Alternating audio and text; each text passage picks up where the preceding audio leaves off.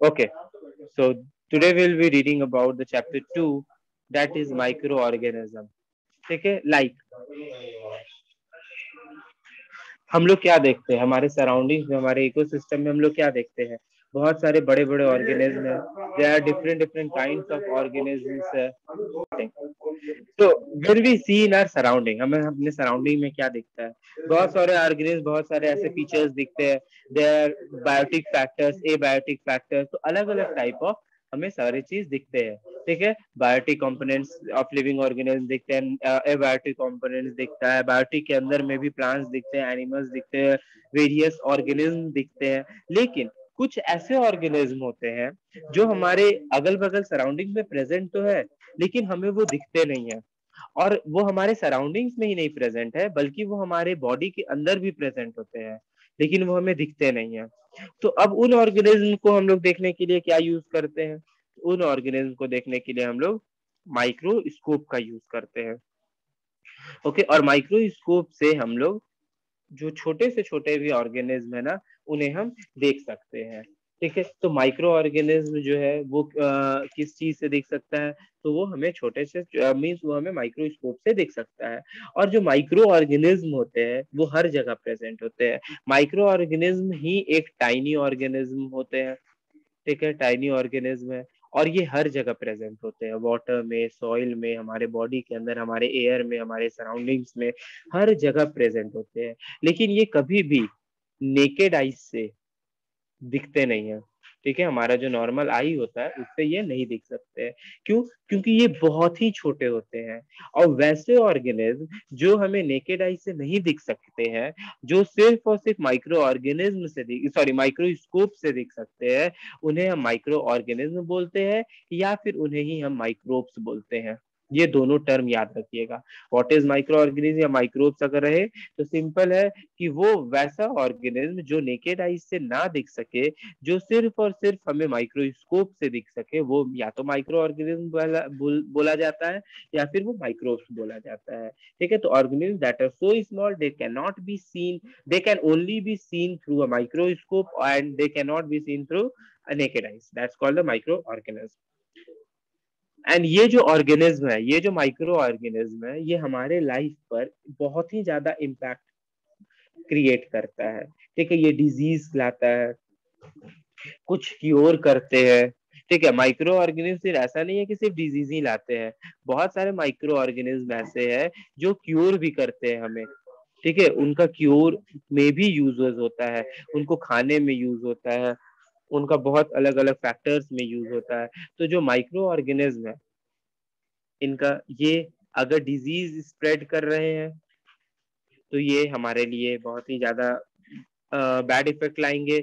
अगर ये क्योर करने के लिए यूज हो रहे हैं तो बहुत ही अच्छा है, खाने में हम लोग यूज होता है, ये फूड को स्पॉइल होने से बचाते हैं। ठीक है, ये जो माइक्रो ऑर्गेनिज्म है, इन्हीं के चलते जो हमारा फूड है वो स्पॉइल नहीं हो पाता है, बच पाता है। अगर ये नहीं रहेगा तो हमारा फूड जल्दी स्पॉइल हो जाएगा। तो ये तो था माइक्रो ऑर्गेनिज्म के बारे में। जो इसका पढ़ाई करता है उन्हें क्या बोलते हैं, उन्हें माइक्रो बायोलॉजी बोलते हैं। माइक्रो बायोलॉजी, माइक्रोबायोलॉजी का मतलब क्या हो गया, that is study of micro micro organism. ठीक है, स्टडी ऑफ माइक्रो ऑर्गेनिज्म को हम लोग क्या बोलते हैं, माइक्रो बायोलॉजी बोलते हैं। और जो साइंटिस्ट जो स्टडी करते हैं, ठीक है, जो जो साइंटिस्ट इस माइक्रो बायोलॉजी का जो सॉरी माइक्रो ऑर्गेनिज्म का जो पढ़ाई करते हैं, ओके, तो जो साइंटिस्ट माइक्रो ऑर्गेनिज्म का पढ़ाई करते हैं उन्हें बोला जाता है माइक्रो बायोलॉजिस्ट। ठीक है, तो ये तीन टर्म आपको याद रखना है, माइक्रो ऑर्गेनिज्म क्या होता है, माइक्रो बायोलॉजी क्या होता है, माइक्रो बायोलॉजिस्ट क्या होता है। तो माइक्रोब्स या माइक्रो ऑर्गेनिज्म उस ऑर्गेनिज्म को बोलते हैं जो हमें नेकेड आई से नहीं दिख सके, जो सिर्फ और सिर्फ माइक्रोस्कोप से दिखे, वो माइक्रो ऑर्गेनिज्म है। जो इसका पढ़ाई करता है, स्टडी ऑफ माइक्रो ऑर्गेनिज्म का होता है, वो माइक्रो बायोलॉजी है। और जो साइंटिस्ट जो स्टडी करता है माइक्रो ऑर्गेनिज्म पर, उसको माइक्रो बायोलॉजिस्ट बोला जाता है। ये तीन चीज हम लोग पढ़। अब वेयर आर माइक्रोब्स फाउंड, तो अब देख सकते हो माइक्रोब्स तो हर जगह प्रेजेंट है, स्काई में प्रेजेंट है, एटमॉस्फेयर में प्रेजेंट है, अर्थ में प्रेजेंट है। तो ये जो माइक्रोब्स है ठीक है, ये कहाँ दिखते हैं, कहाँ मिलते हैं? तो जो भी माइक्रो ऑर्गेनिज्म है, जो भी माइक्रोब्स है, ये हर जगह मिलता है। ठीक है, और ये बहुत ही ज्यादा हार्ड हो सकते हैं, या फिर बोल सकते हो इनके बॉडी के ऊपर में एक तरह का सरफेस डेवलप कर जाता है, जिन्हें हम सिस्ट बोलते हैं। ठीक है, तो वो उसके कारण वो जिंदा रह पाते हैं, ये हम लोग आगे पढ़ेंगे। तो माइक्रो ऑर्गेनिज्म जो है ये हर जगह मिल सकते हैं, किसी भी एनी काइंड ऑफ एनवायरनमेंट में ये फाउंड होते हैं। एनी काइंड ऑफ एनवायरनमेंट का मतलब क्या? गर्मी हो, ठंडा हो, बारिश हो, ठीक है, स्नोफॉल हो, हर एक जगह ये मिलते रहते हैं। माइक्रो ऑर्गेनिज्म के अंदर वेरियस काइंड ऑफ 5 ग्रुप बनाया गया है, वो भी हम लोग आगे पढ़ेंगे। वो 5 ग्रुप के अंदर हम लोग पढ़ेंगे कि क्या क्या कौन कौन से माइक्रो ऑर्गेनिज्म होते हैं। माइक्रो ऑर्गेनिज्म तो सिंपल उनको बोल दिए, वैसे ऑर्गेनिज्म जो दिख ना सके। तो बहुत सारे ऐसे ऑर्गेनिज्म है जो दिखते नहीं है, तो उन्हें अलग अलग कैटेगरी में कैटेगराइज किया गया है। तो ये किसी भी इन्वायरमेंट में एग्जिस्ट कर पाते हैं, बहुत गर्मी हो, बहुत ठंडा हो, ठीक है, सी फ्लोर हो, हर एक जगह वॉल्केनिक इरप्शन जहां हो वहां भी ये रह पाते हैं। सॉल्ट जो होता है उसमें भी होता है, जो सॉल्टी वाटर ओशन है उसमें भी फाउंड होता है, जो मार्शी लैंड होता है, जो ग्रासी लैंड होता है उसमें भी होता है, हमारे बॉडी के अंदर भी होता है। तो हर जगह ये माइक्रोब्स जो है ना ये फाउंड होते हैं। तो ये माइक्रोब्स क्यों फाउंड होते हैं, कैसे वो एग्जिस्ट कर पाते हैं, तो ये भी एक इम्पोर्टेंट क्वेश्चन अराइज होता है कि माइक्रो ऑर्गेनिज्म, ठीक है, हर एक जगह, हर एक सरफेस पर, हर एक सिचुएशन में ये लोग जिंदा रह पाते हैं। एक्चुअली उनके पास है क्या कि ये हर एक चीज में रख पाते हैं। लाइक हमें हमें कोई अगर -80 डिग्री टेम्परेचर पर जाकर छोड़ दे तो हम लोग जिंदा नहीं रह पाएंगे। 50 डिग्री 70 डिग्री में हम लोग को छोड़ दिया जाए तो हम लोग जिंदा नहीं रह पाएंगे। हम लोग को एक सूटेबल टेम्परेचर चाहिए, ठीक है, जिंदा रहने के लिए। लेकिन ये माइक्रोब्स के साथ नहीं है ऐसा। माइक्रोब्स किसी भी कंडीशन में वो जिंदा रह सकते हैं। इस चलते बोला जाता है क्या कि माइक्रोब्स आर हार्डी। हार्डी का मतलब क्या हो गया कि ये कहीं भी सरवाइव कर सकते हैं। क्यों? क्यों? Because they form a hard cover, ठीक है, they form a hard outer covering called a cyst around themselves। तो अब ये क्यों वो लोग रह पाते हैं, इसका आंसर सिंपल से हो जाएगा, because they form a hard outer covering called cyst. अब ये जो सिस्ट है, CYST, ये सिस्ट वो लोग को बचाता है, वो लोग को प्रोटेक्ट करता है फर्दर मरने से, या फर्दर उन लोग को एक्सप्लॉइट होने। अब ये अब ये सिस्ट के कारण किसी भी तरह का टेम्परेचर हो उसमें वो ऑर्गेनिज्म रह पाते हैं, सरवाइव कर पाते हैं। तो सिस्ट एक वो लोग को फेवरेबल कंडीशन डेवलप कर देता है, टेम्परेचर दे देता है, जिसके चलते वो अच्छे से रह पाते हैं, अच्छे से अंदर अलाइव जिंदा रह पा रहे हैं, ठीक है, जिंदा लाइव रह पाते हैं। तो ये सिस्ट के कारण ही अकर हो पाता है। अब हम लोग पढ़ते हैं टाइप ऑफ माइक्रो ऑर्गेनिज्म में। तो टाइप्स ऑफ माइक्रो ऑर्गेनिज्म है क्या? टाइप्स ऑफ माइक्रो ऑर्गेनिज्म, ठीक है। अब टाइप ऑफ माइक्रो ऑर्गेनिज्म में आप देखोगे तो टोटल 5 टाइप होते हैं। 5 टाइप है। पहला क्या है? पहला हमारा बैक्टीरिया,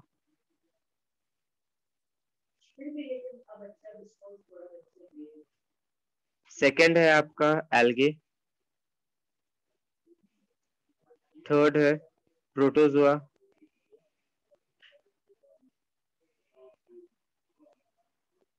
फोर्थ है फंजाई, एंड फिफ्थ है मेरा वायरसेस। ठीक है, अब इन 5 के बारे में हम लोग को डिटेल में पढ़ना है कि हमारा बैक्टीरिया क्या है, हमारा एल्गे कहाँ है, हमारा प्रोटोजोआ क्या है, सॉरी प्रोटोजोआ, ZOA, प्रोटोजोआ क्या है, फंजाई क्या है, वायरसेस क्या है। इन 5 के बारे में अब हम लोग को डिटेल में पढ़ना है। तो सबसे पहला जो हम लोग पढ़ेंगे वो क्या होगा? That is bacteria. बैक्टीरिया है क्या?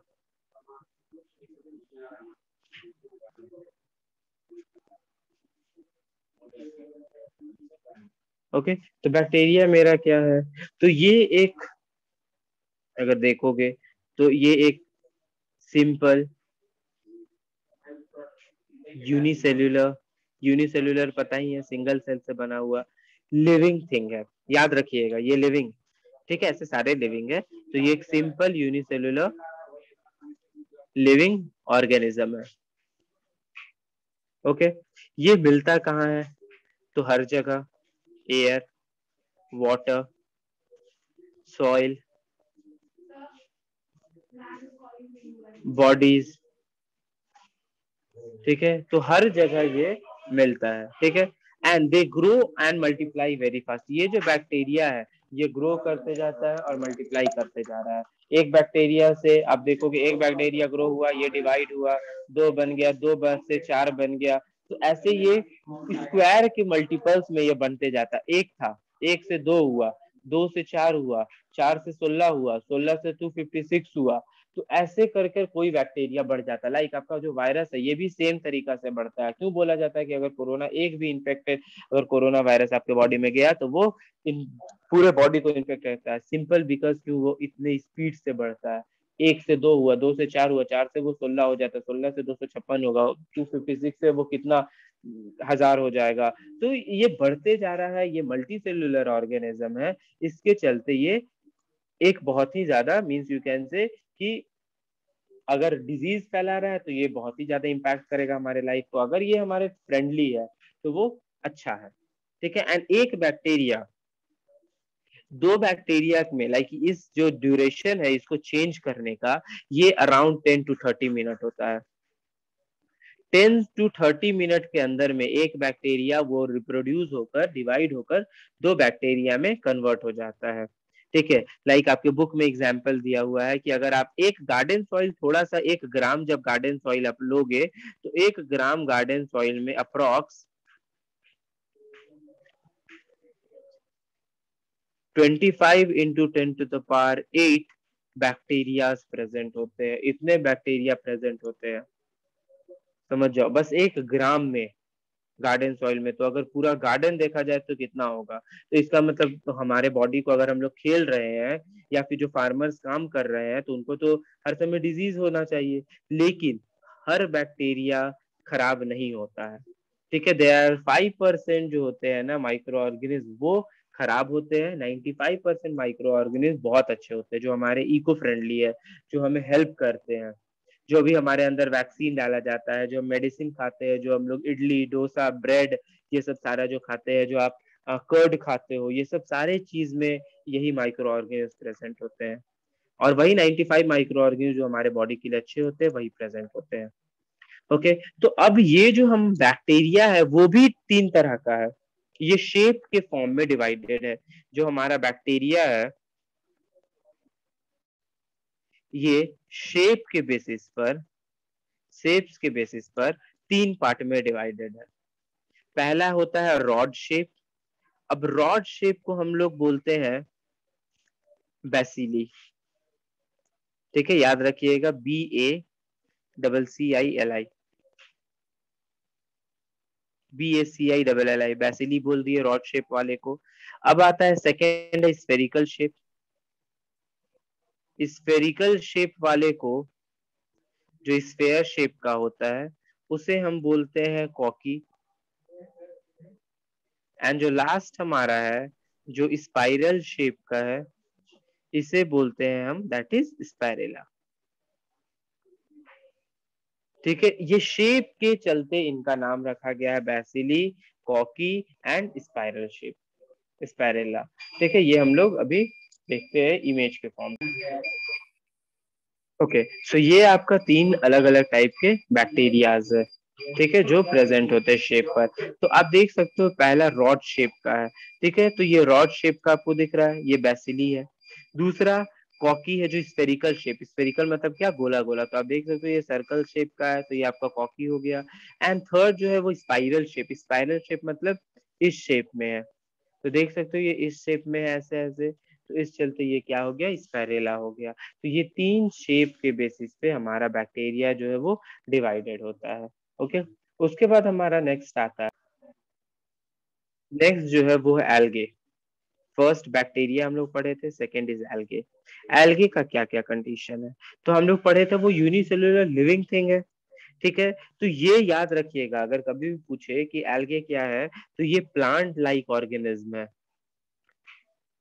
तो पूछे name a plant like micro organism, तो दैट इज ऑल एल्गे। ठीक है, तो ये प्लांट लाइक माइक्रो ऑर्गेनिज्म है जिसके अंदर सेल वॉल भी होता है, क्लोरोफिल भी होता है। अब ये बताएंगे क्यों ये सब हो रहा है, कैसे है। क्लोरोफिल भी है। ठीक है, ये सारा चीज सेल के अंदर प्रेजेंट होता है। अब ये एल्गे क्या है, आप लोग काई देखे हो।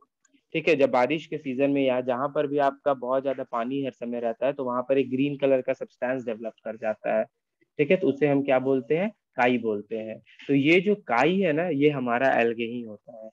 और मेनली वो होता क्या है, तो वो प्लांट लाइक स्ट्रक्चर है, प्लांट लाइक ऑर्गेनिज्म है। ठीक है, जिसके पास सेल वॉल होता है, क्लोरोफिल होता है। अब क्लोरोफिल में भी दो हो जाएगा, अगर वो उसको सनलाइट वाटर ये सब मिलते रहेगा ना, तो वो ग्रीन कलर का होगा। अगर वो देखिएगा धीरे धीरे जब वो पानी उसको नहीं मिलता है ना, तो वो ब्राउन कलर का होने लगता है, रेड कलर का होने लगता है। इसका मतलब उसमें से क्लोरोफिल खत्म होने लगता है। ठीक है, इस चलते वो ग्रीन या रेड कलर का या फिर हल्का ब्राउनिश कलर का हो जाता है, वो अब डाई करने लगता है। अब सिंस इसके पास क्लोरोफिल है, प्लांट लाइक ऑर्गेनिज्म है, इसका मतलब एल्गे जो है ये अपना खाना खुद प्रिपेयर करता है। ठीक है, ये अपना फूड जो है ये खुद प्रिपेयर कर रहा है, इसके अंदर फोटोसिंथेसिस होता है। इसके पास रूट स्टेम लीव्स नहीं होता है, लेकिन ये एक प्लांट लाइक ऑर्गेनिज्म है। तो अगर क्वेश्चन पूछे name a micro organism which have a chlorophyll which make their own food, that's called the algae. या फिर which is plant like organism, that's called the algae. ठीक है, तो ये एल्गे ही होता है जो प्लांट लाइक ऑर्गेनिज्म ये सब होता है। ये हमें पता चल गया कि algae प्लांट लाइक ऑर्गेनिज्म में सेल वॉल होता है, क्लोरोफिल होता है, फोटोसिंथेसिस उसके अंदर होता है। तो अब ये algae जो है ये मिलता कहाँ है, फाउंड कहाँ होता है। ठीक है, लाइक बैक्टीरिया जो है वो हम लोग देखे कि एयर, वाटर, ये सब हर जगह, सॉइल, ये सब में फाउंड होता था। तो ये algae कहाँ होता है, तो मेनली ये वाटर जगह में होता है, जहाँ पर वाटर प्रेजेंट हो। वाटरी जगह में होता है, दैट इज पॉन्ड हो गया, लेक्स हो गया, सी वाटर हो गया। तो यहाँ पर वो कम होता है। लाइक अभी रेनी सीजन है, आप देखोगे अपने टेरेस पर जाकर, छत पर जाकर, तो वहां पर क्या होगा, पूरा एल्गे जमा हुआ होता है, अगर पानी वहां पर रुका हुआ है। तो पानी जब रुका हुआ होगा वहां पर आकर एल्गे बैठेगा। एल्गे बैठने के बाद वो रिप्रोड्यूस करता है, और रिप्रोड्यूस करने के बाद वहां पर ग्रो कर जाता है एक प्लांट लाइक ऑर्गेनिज्म, जिसे हम क्या बोलते हैं, एल्गे बोलते हैं। ठीक है, और कुछ एल्गे स्नो में भी फाउंड होता है, जिसे हम लाइकेंस ये सब बोलते हैं। ठीक है, लाइकेंस हो गया, ये सब कुछ एल्गे जो है वो स्नो में भी मिलता है। हॉट स्प्रिंग, जहाँ पर गर्म पानी का फुवारा मिलता है, वहां पर भी मिलता है। बार्क ऑफ ट्री में, रॉक सरफेस पे, सॉइल पर, यहाँ सब भी ये मिलता है। तो जहां पर जो भी वेट एरिया है, वहां पर हमें क्या मिलता है, ये पर्टिकुलर एल्गे मिलता है। ओके, ये एल्गे के बारे में हो गया। अब एल्गे भी जो है ना वो डिफरेंट डिफरेंट टाइप्स के होते हैं। एल्गे का लाइक आप देखोगे तो आपका एल्गे हो गया, स्पाइरोगिया हो गया, स्पाइरोगिरा हो गया। ठीक है, फ्यूकस हो गया, लैमिनेरिया हो गया। तो ये सब आपके different different types of algae हैं। उसके बाद नेक्स्ट आता है प्रोटोजोआ। थर्ड इज, थर्ड क्या है, लाइक अभी तक हम लोग दो पढ़े। First was protozoa, sorry, first was bacteria, second was algae. Third पढ़ते हैं, थर्ड है हमारा, दैट इज प्रोटोजोआ। अब प्रोटोजोआ क्या है, तो प्रोटोजोआ भी एक यूनिसेल्युलर ऑर्गेनिज्म है, यूनिसेल्युलर है, यूनिसेल्युलर ऑर्गेनिज्म है। वो एल्गे प्लांट लाइक स्ट्रक्चर था, ये एनिमल लाइक स्ट्रक्चर है। ठीक है, याद रखिएगा, it is animal like structure, ये एनिमल लाइक स्ट्रक्चर है। ये मूव कर सकता है। ठीक है, ये मूव कर सकता है प्लेस टू प्लेस। ये फूड को प्रिपेयर नहीं करता, ये फूड को कैप्चर करता है, उसको पकड़ता है, और पकड़ कर फिर उसको खाता है। ये रहता कहाँ है, तो ये फ्रेश एंड सॉल्ट वाटर में रहता है। ठीक है, फ्रेश और सॉल्ट वाटर में हमें प्रोटोजोआ मिलता है। कुछ सॉइल में भी रहते हैं, लेकिन ये होते हैं मेनली, इनको बोला क्या जाता है, तो इनको पैरासाइट्स बोला जाता है। ठीक है, some are parasites and they live on the body of organism also. Body organism के बॉडी पर भी ये प्रोटोजोआ जो है ना ये रहता है। ह्यूमन बीइंग हमारे बॉडी पर भी रहता है। इसके अंदर क्या क्या आ जाता है, तो हम जो पढ़े थे अमीबा हो गया, पैरामीशियम हो गया, तो ये सब जो होता है ना ये सब प्रोटोजोआ, याद रखिएगा प्रोटोजोआ। अमीबा जो हमारा है, जो अमीबा है, जो पैरामीशियम है, ये सब सब हमारा क्या है, तो याद रखिएगा ये सब सब हमारा एक तरह का प्रोटोजोआ है जो इन्वायरमेंट में मिलता है। ठीक है, amoeba and protozoa unicellular animal like structure है, they move, they can capture their food, ये रहता क्या है, फ्रेश सॉल्ट वाटर, वहां पर वो लोग रहते हैं, fresh and salt water structure जहां पर फाउंड होते हैं। तो ये आपका हो गया फंगस एंड वायरस, दो बचा।